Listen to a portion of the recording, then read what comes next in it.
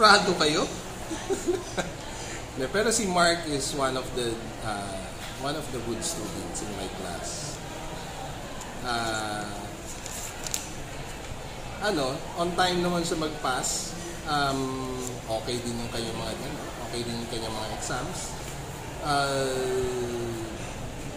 Always does his work well, and maasahan.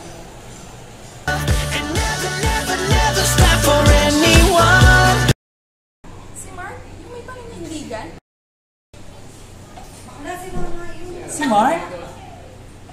Si Mark? Ah, si Mark! Si Mark na may isang salita. Asahan yan. Tuloy na naglilingkod sa ating kapwa estudyante. May pagkurusa. Si Mark, Mark abilidad. Mark disiplina. Mark kakayaang mamuno. Si Mark naglay na katalinuhan.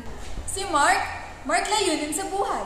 Si Mark, may kalulugaran ka. Si Mark mahalaga sa tiwala.